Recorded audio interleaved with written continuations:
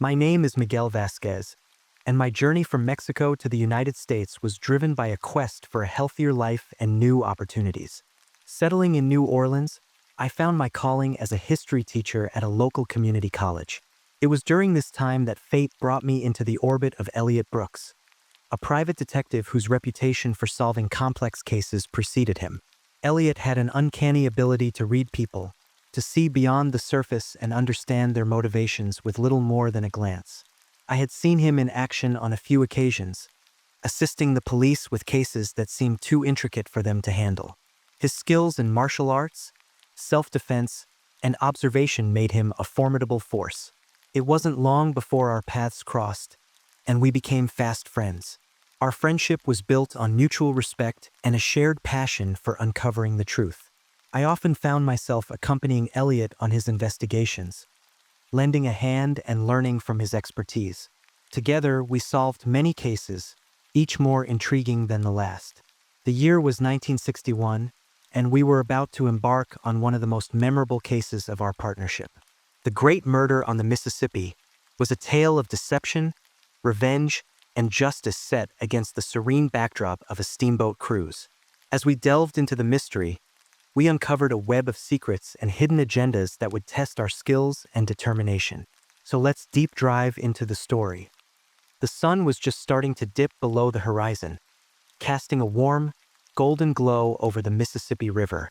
As I stood on the deck of the grand steamboat, Belle of the South, I couldn't help but feel a sense of excitement and anticipation. The river stretched out before us, calm and serene, promising a journey filled with adventure and intrigue.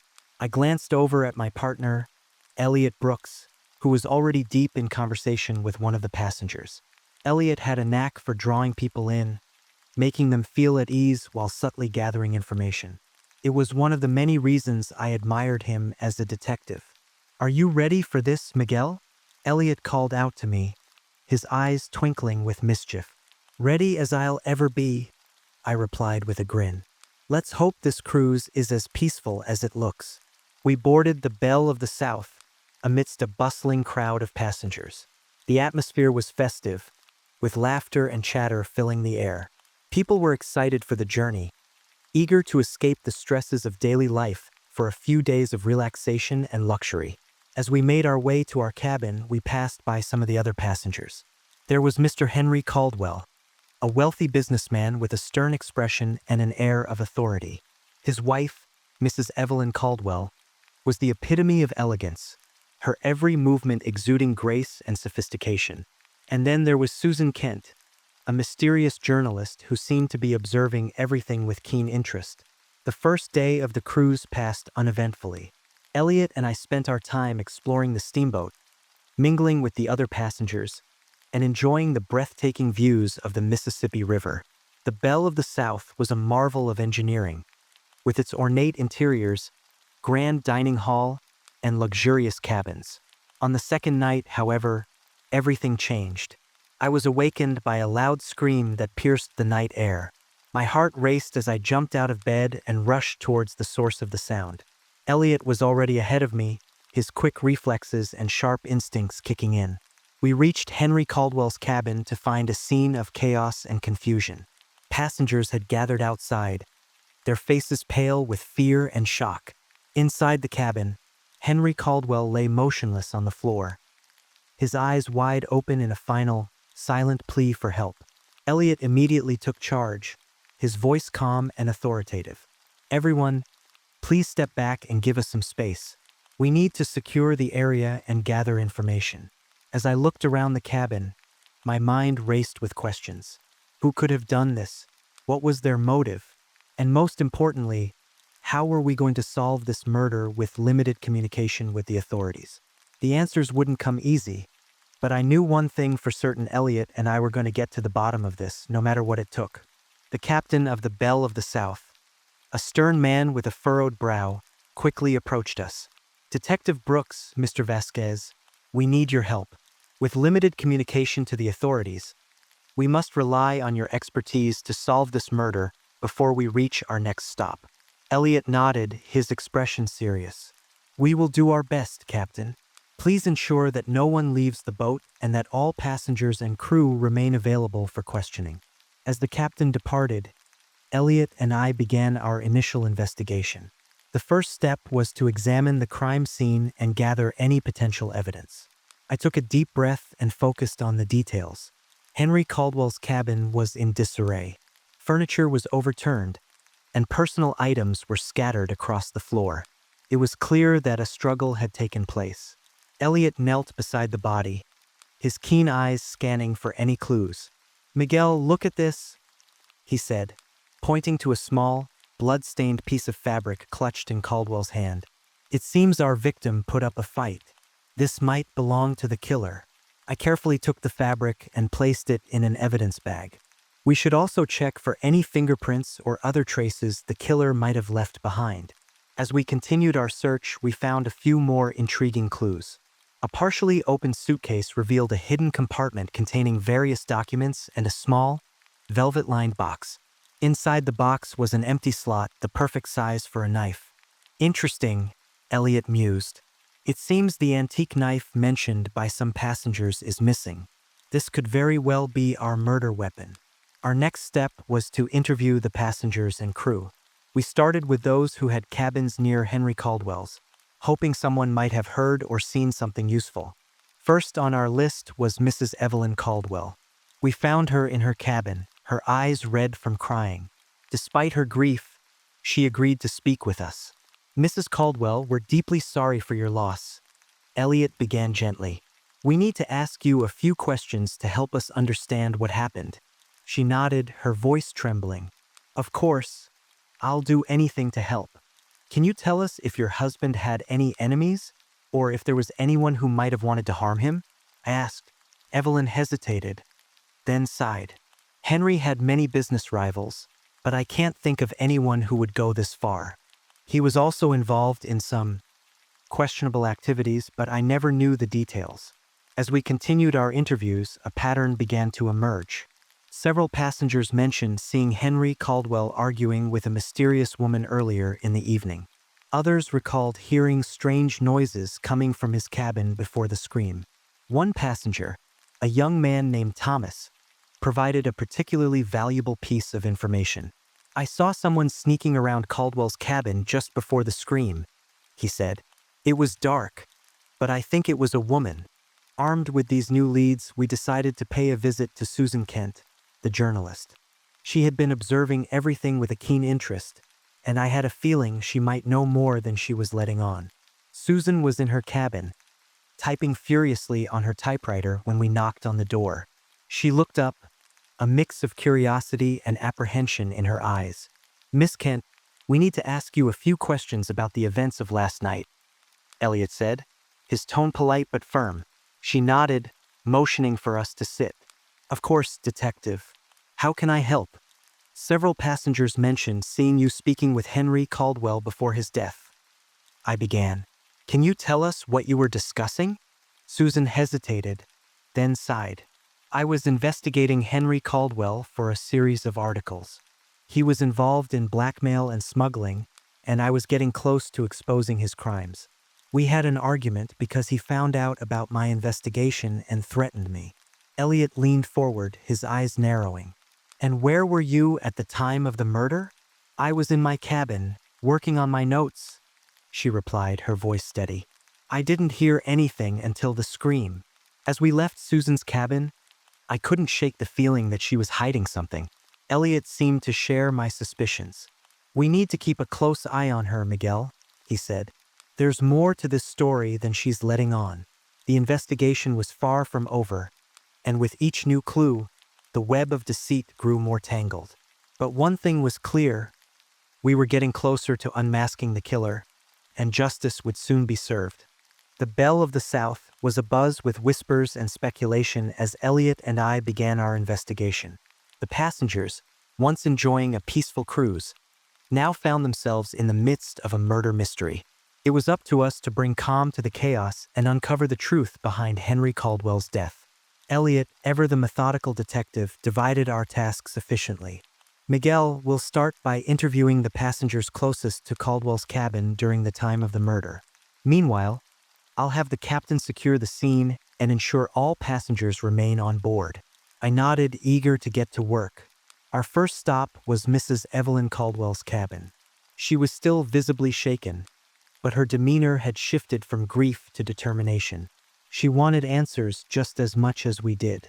"Mrs. Caldwell, thank you for speaking with us again." I began gently. "We need to go over some details about last night. Can you tell us anything else that might help?" Evelyn took a deep breath. "I remember Henry receiving a strange letter earlier in the day. He didn't show it to me, but he seemed agitated after reading it. I believe it was from someone on this boat." Elliot's eyes narrowed.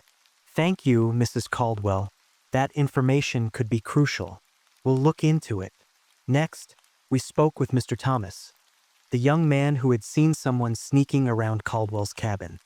His account had the potential to be a significant lead. "Mr. Thomas, you mentioned seeing a woman near Caldwell's cabin before the scream. Can you describe her in more detail?" Elliot asked. Thomas furrowed his brow, trying to recall the memory. "It was dark, but she had dark hair and was wearing a red dress.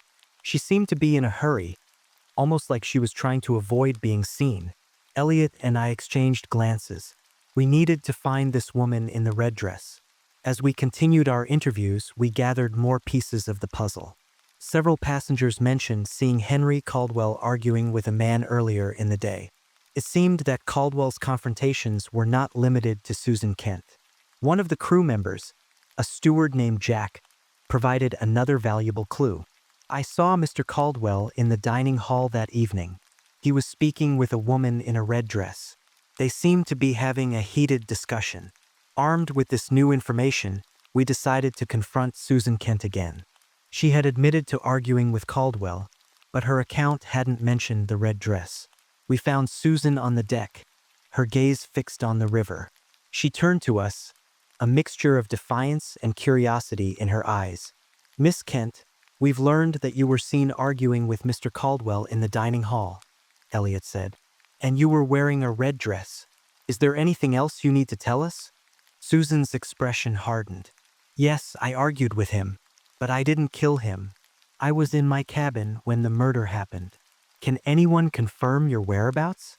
I asked. She shook her head. "No, I was alone, but I have no reason to kill Caldwell. My investigation was about exposing his crimes, not ending his life." Elliot and I left Susan with more questions than answers. Her involvement seemed suspicious, but we couldn't ignore the possibility of other suspects. We needed to dig deeper into Caldwell's past and the people who might have had a motive to harm him. Our investigation was just beginning, and the trail of deceit was growing more complex by the minute. But one thing was clear: every passenger on the Belle of the South had a secret, and it was our job to uncover them all. With every interview, the web of deception grew more intricate.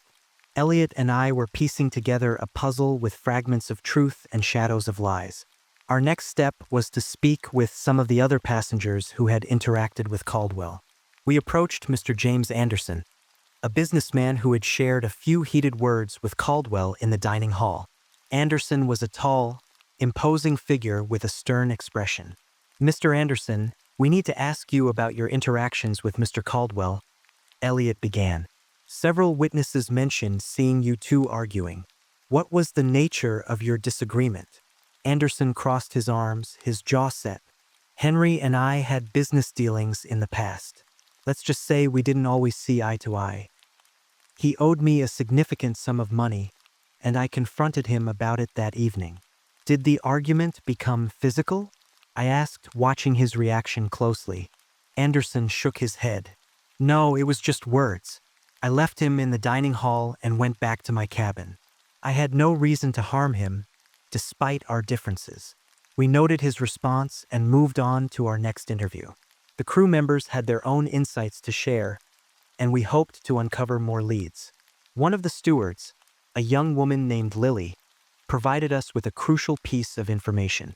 "I was delivering a tray of drinks to Mr. Caldwell's cabin earlier in the evening," she said. "I saw a shadowy figure lurking in the hallway. It was too dark to see their face, but they were wearing a long coat." "Did you notice anything else unusual?" Elliot asked. Lily hesitated, then added, I heard Caldwell arguing with someone inside his cabin. It was a woman's voice, but I couldn't make out what they were saying. Elliot and I exchanged glances. The pieces were starting to fall into place, but we needed more information to form a clear picture. As the day wore on, we decided to take a break and regroup. We found a quiet corner of the deck, away from the prying eyes of the passengers. Elliot, what do you make of all this? I asked, my mind racing with possibilities. He rubbed his chin thoughtfully. It's clear that Caldwell had many enemies, both business and personal. The missing antique knife is a key piece of evidence, and we need to find it. We also can't ignore the fact that Susan Kent had a motive, but so did others. I keep thinking about that letter Evelyn mentioned, I said. It might be the key to understanding why Caldwell was killed. Elliot nodded. Agreed. Let's focus on finding that letter and the missing knife. We'll also need to re-interview some of the passengers and crew to see if we can catch any inconsistencies in their stories. As the sun set over the Mississippi River, casting a crimson glow over the water, the tension on the Belle of the South was palpable. The passengers were growing restless, and the sense of danger hung heavy in the air. We returned to Caldwell's cabin, determined to search it more thoroughly. As we sifted through his belongings, we found a hidden compartment in one of the drawers. Inside, we discovered the letter Evelyn had mentioned. Elliot carefully unfolded the letter and read it aloud. Henry, your secrets won't stay buried forever. You think you can escape your past, but it's catching up with you. The truth will come out, and you'll pay for what you've done. I looked at Elliot, my heart pounding. This changes everything. Someone on this boat knew about Caldwell's past and was determined to make him pay. We need to find out who wrote this letter, Elliot said, his eyes blazing with determination. And we need to do it fast before anyone else gets hurt. With the letter in hand and the mystery deepening, we were more determined than ever to uncover the truth. The Belle of the South was no longer a peaceful cruise. It had become a vessel of secrets and lies, and it was up to us to navigate through the darkness and find the light. The following morning, as the sun rose over the Mississippi River, casting long shadows on the deck, Elliot and I were ready to continue our investigation.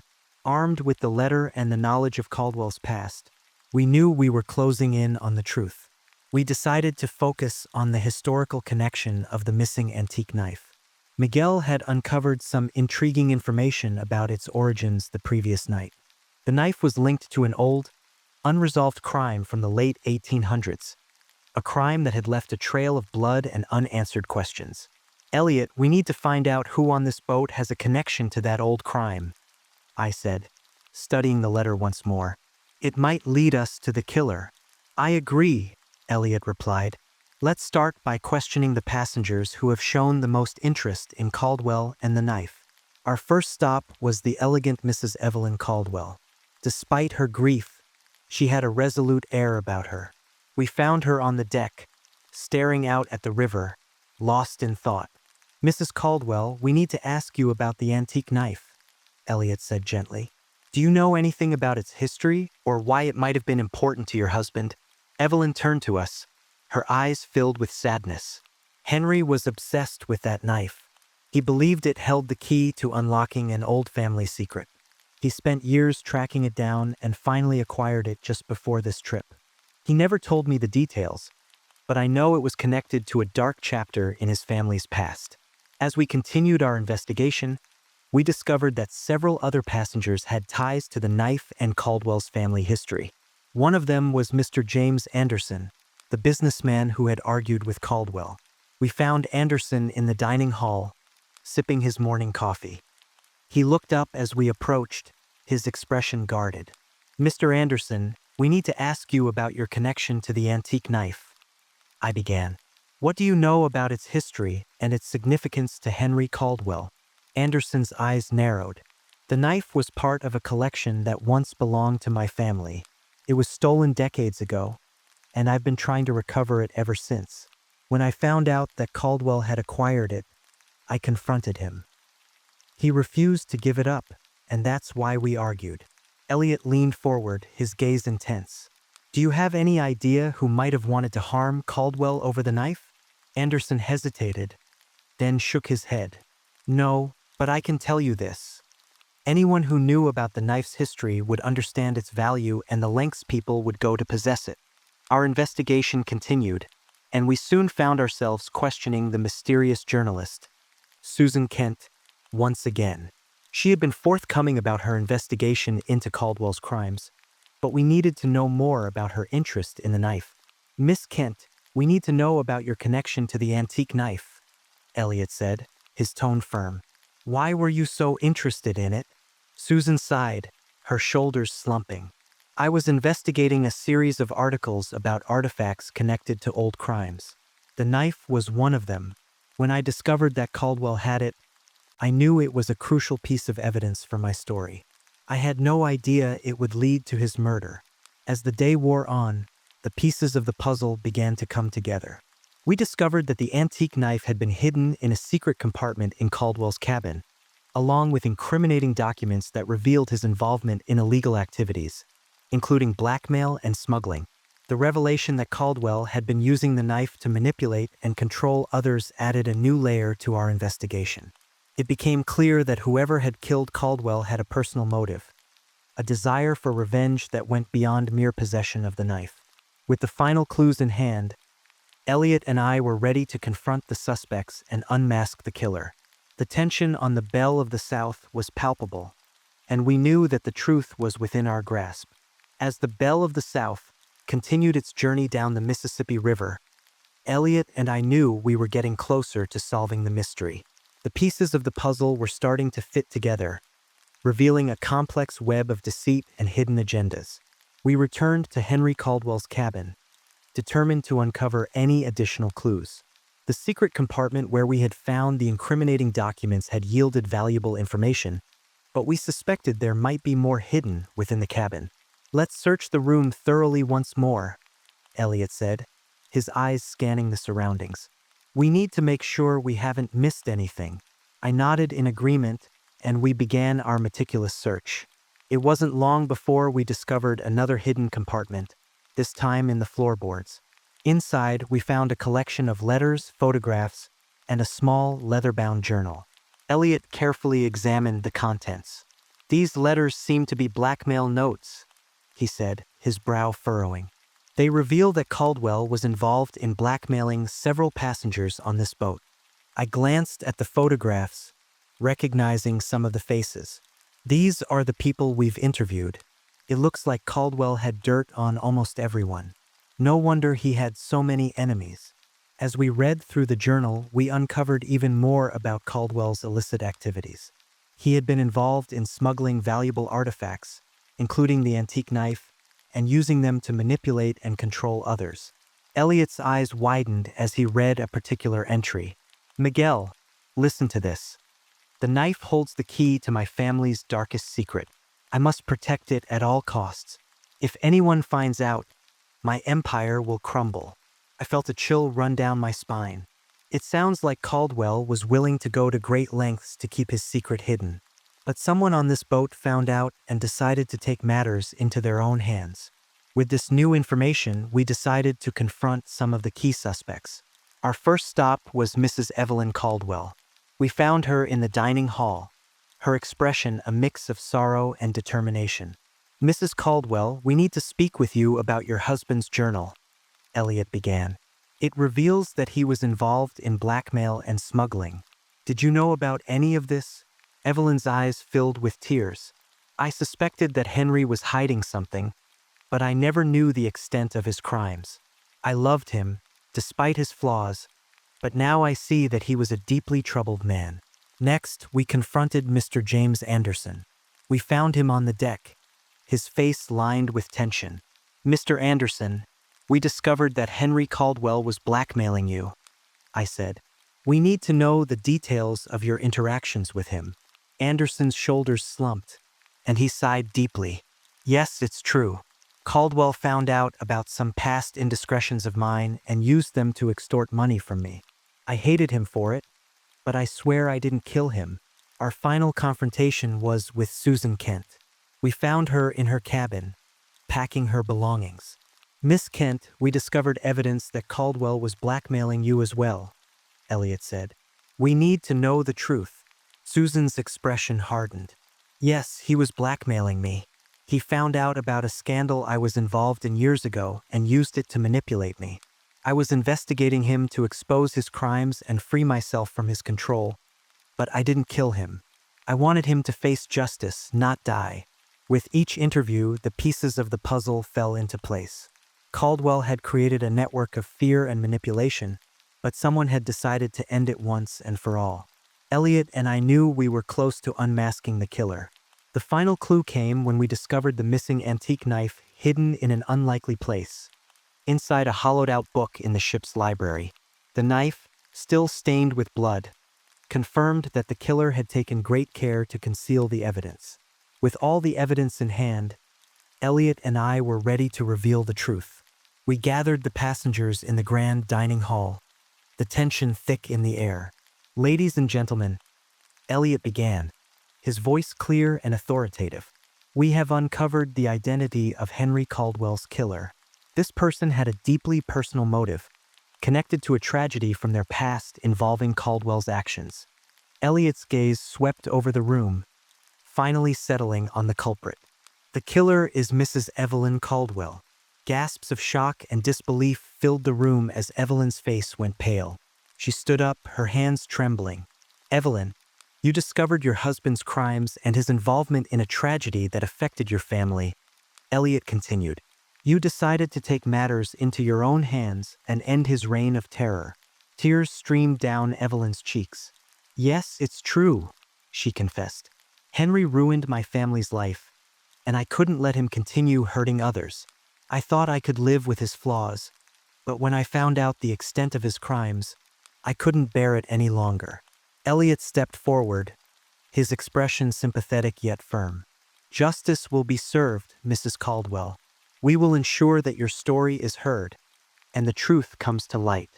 The revelation of Mrs. Evelyn Caldwell as the killer sent shockwaves through the Belle of the South.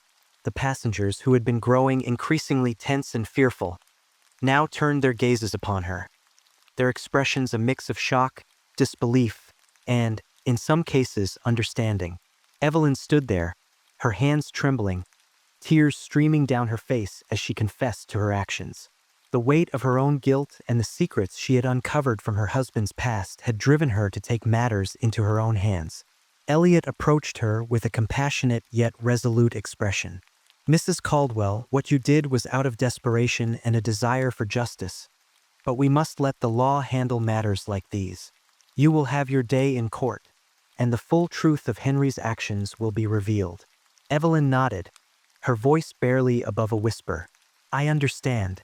I only wanted to protect others from the man he had become, but I realize now that I was wrong. As Evelyn was escorted away, the passengers began to whisper amongst themselves, their faces reflecting a range of emotions from sympathy to condemnation. The gravity of the situation settled over the room like a heavy fog. Captain Reynolds, who had been standing nearby, stepped forward to address the passengers. I want to assure everyone that we will reach our destination shortly, where Mrs. Caldwell will be handed over to the authorities. I thank Detective Brooks and Mr. Vasquez for their swift and thorough investigation. Elliot and I spent the remainder of the day collecting the final pieces of evidence and ensuring that all the necessary documentation was in order.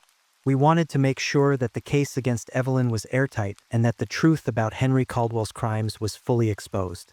That evening, as the sun set over the river, casting a warm, golden glow over the water, Elliot and I found a quiet spot on the deck to reflect on the case and the journey we had taken. You did an excellent job, Miguel, Elliot said, his tone appreciative. Your insights and observations were crucial in solving this case. I smiled, feeling a sense of pride. Thank you, Elliot. Couldn't have done it without you. This case was challenging, but it taught me a lot about human nature and the lengths people will go to for justice and revenge. Elliot nodded, gazing out at the river. Indeed, it's a reminder that even in the most serene settings, darkness can lurk beneath the surface. But it's also a testament to the strength of our partnership and our commitment to uncovering the truth. As we continued to talk, The sound of the river and the gentle rocking of the steamboat created a soothing backdrop. We discussed the various twists and turns of the case, the motives and actions of the suspects, and the ultimate resolution. Miguel, do you ever think about the people we investigate and the choices they make? Elliot asked, his tone contemplative. It's fascinating and sometimes heartbreaking to see what drives people to commit such acts. I nodded, understanding his sentiment. Yes, I do. Each case is a glimpse into the complexities of human nature. People are capable of both incredible kindness and unimaginable cruelty. Our job is to navigate those complexities and bring the truth to light. As the steamboat approached its final destination, the passengers began to disembark, each of them forever changed by the events of the journey. Elliot and I said our goodbyes, knowing that our paths would cross again on another case. Evelyn Caldwell was taken into custody, and the full extent of her husband's crimes was brought to light. While her actions could not be condoned, the truth of Henry Caldwell's deeds provided some measure of closure for those affected by his manipulations. In the end, justice was served, and the dark undercurrents that had run through the Belle of the South were brought to the surface. Elliot and I parted ways with newfound respect for each other and a deeper understanding of the complexities of human nature. As I stood on the dock, watching the steamboat fade into the distance, I couldn't help but feel a sense of fulfillment. The journey had been fraught with challenges, but it had also been a testament to the power of determination and the pursuit of truth. The Belle of the South would continue its voyages, but for Elliot and me, this case would always be a reminder of the darkness that can reside even in the most picturesque of settings, and the strength it takes to bring that darkness to light. The Belle of the South had reached its final destination, and the passengers were disembarking with a mix of relief and reflection. The journey had been anything but ordinary, and the events that had unfolded would remain etched in their memories. Elliot and I stood on the dock, watching as Evelyn Caldwell was escorted away by the authorities. The weight of the case hung heavy on our shoulders, but there was also a sense of closure. Justice had been served, and the truth had been brought to light. As we walked along the riverbank, the sun casting a warm glow over the water, Elliot and I took a moment to reflect on the journey and the lessons we had learned. Elliot, this case was unlike any other, I said, my voice filled with a mix of exhaustion and fulfillment. It challenged us in ways we hadn't anticipated. Elliot nodded, his expression thoughtful. Indeed, Miguel, it was a reminder of the darkness that can hide behind even the most serene of settings. But it also showed us the strength of our partnership and our commitment to uncovering the truth. We found a quiet spot to sit, the gentle sound of the river providing a soothing backdrop. The passengers who had shared the journey with us were beginning to disperse, each of them carrying their own reflections on the events that had transpired. Miguel, do you ever think about the people we investigate and the choices they make? Elliot asked, his tone contemplative. It's fascinating and sometimes heartbreaking to see what drives people to commit such acts. I nodded, understanding his sentiment. Yes, I do. Each case is a glimpse into the complexities of human nature. People are capable of both incredible kindness and unimaginable cruelty. Our job is to navigate those complexities and bring the truth to light. As we sat there, I couldn't help but think about the individuals we had encountered during the investigation. Henry Caldwell, a man driven by greed and manipulation, whose actions had ultimately led to his downfall. Evelyn Caldwell, a woman consumed by a desire for justice and revenge, who had taken matters into her own hands. And the other passengers, each with their own secrets and motives, who had been caught up in the web of deceit. Elliot, what do you think will happen to Evelyn? I asked, my voice filled with curiosity. He sighed, his gaze fixed on the river. She will face the consequences of her actions, but I hope that the truth about Henry's crimes will provide some measure of understanding and perhaps even leniency. The law must take its course, but there is always room for compassion. As the sun began to set, casting a golden glow over the river, I felt a sense of peace wash over me. The journey had been fraught with challenges, but it had also been a testament to the power of determination and the pursuit of truth. The Belle of the South would continue its voyages, carrying new passengers and new stories.